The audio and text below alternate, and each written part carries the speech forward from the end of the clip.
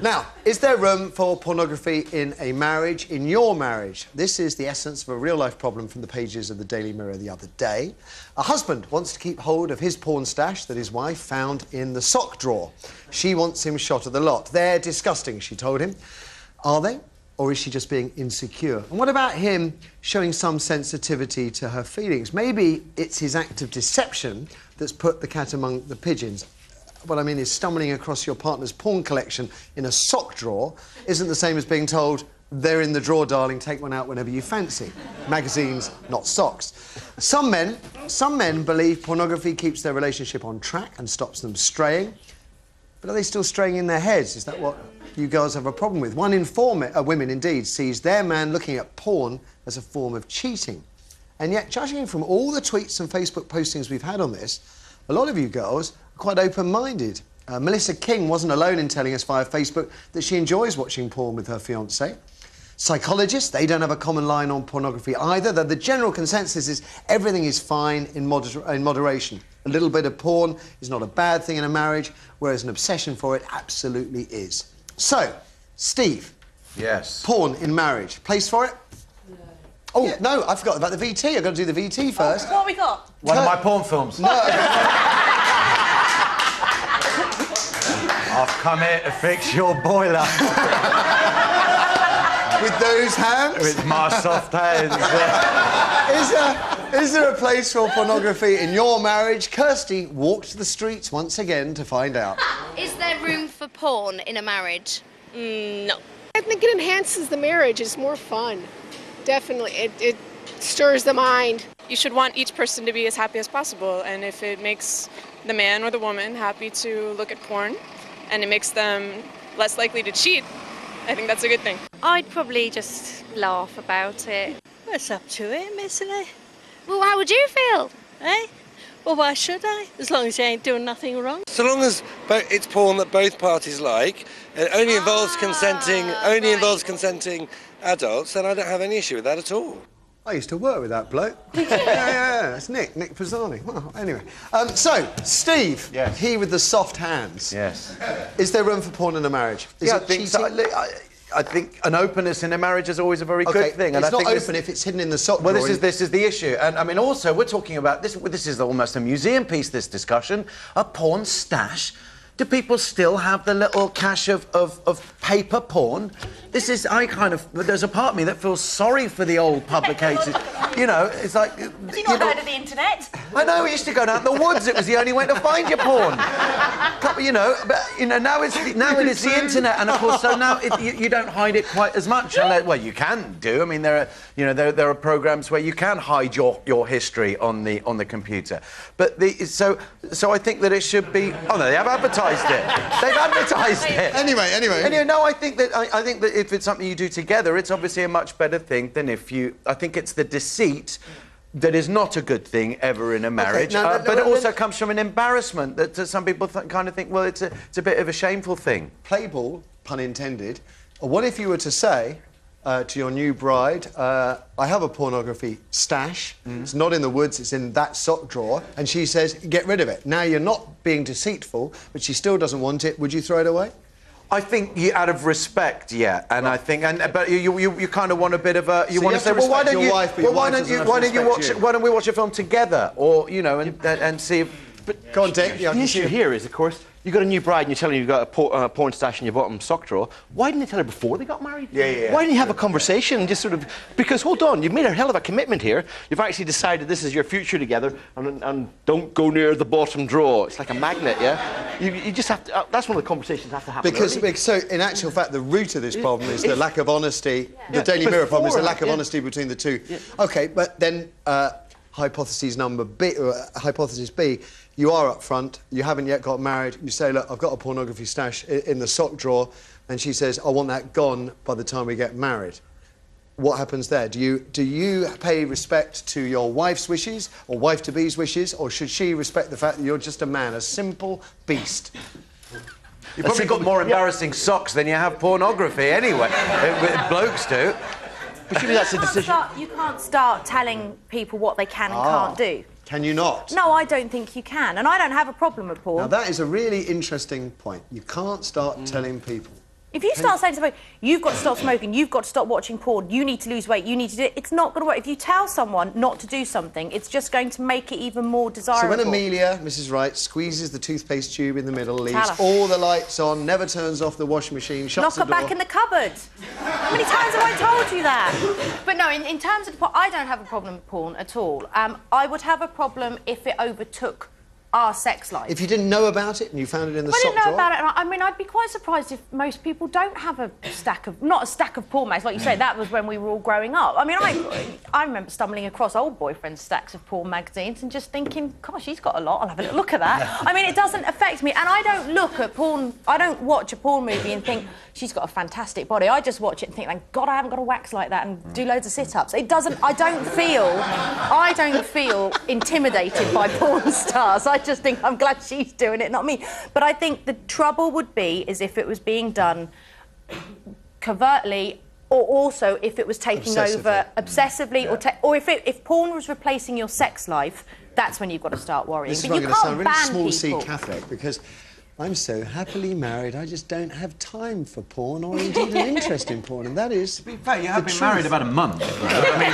you know... True enough. It'll wear off. You're absolutely right, Steve. Eventually she'll claw her way through the cupboard and I'll be able to hear her again. Oh, dear. Is there room for porn in your marriage? Let's hear what you have to say, Kirsty. First, we have Christina on line 1. Christina, good morning. Good morning, Matthew.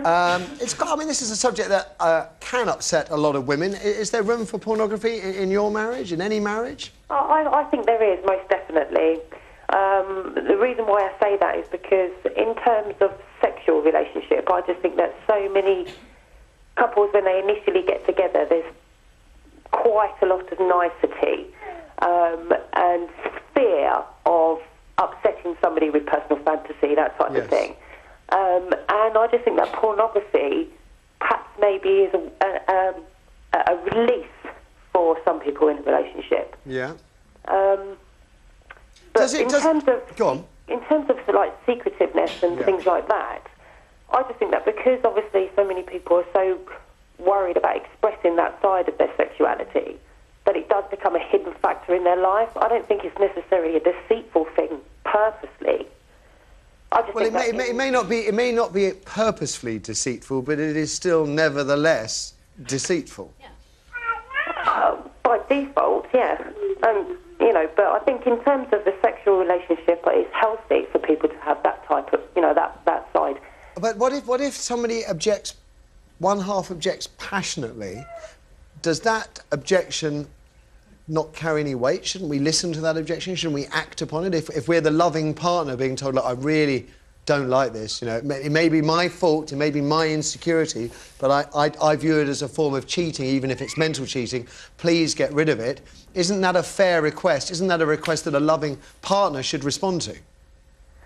Yeah, most definitely, I would agree. But then obviously in terms of having respect, it's on an equal standing, so... It's a two-way street. Get rid of the pornography if it makes you feel that much uncomfortable and that you're, completely unhappy with it, perhaps maybe because of personal insecurity or the fact that you just genuinely don't like that type of thing in your relationship. And then it's the risk, I suppose, if he gets rid of the porn, he might start hanging around? My name's Jonathan Wass, hanging around. Look at all my money. Starts hanging around with Wayne Wooney and a load of hookers. Christina, thank you. Let's have another. Okay, we have Emily next on line 3. Emily, good morning. Hello. Is there a place for pornography in a marriage? Definitely not.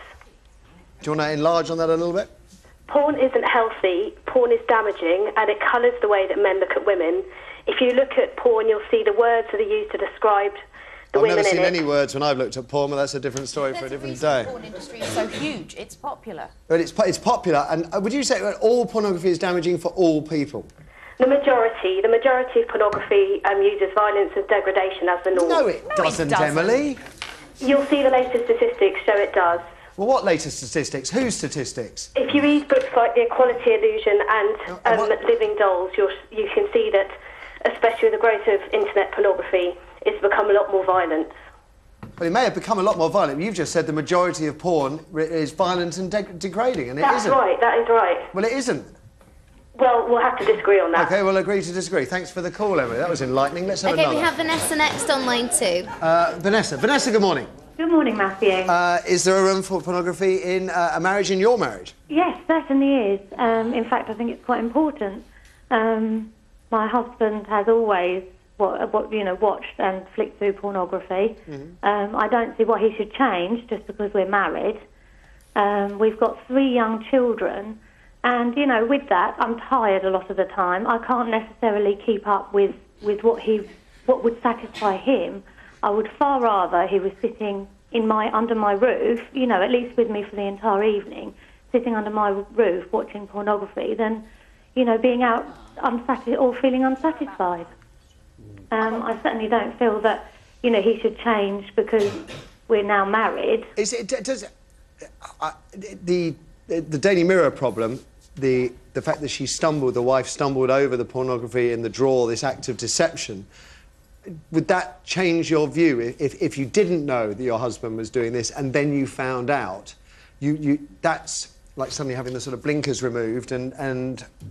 I can see what you're saying there, but I just think, my husband and I are married and we have a very, we talk to each other. I think when you marry someone, you sort of know everything that you do about them. Obviously, if I were to stumble across it, then it may feel somewhat deceitful. Okay. I certainly don't feel in any way that he is, having an affair or...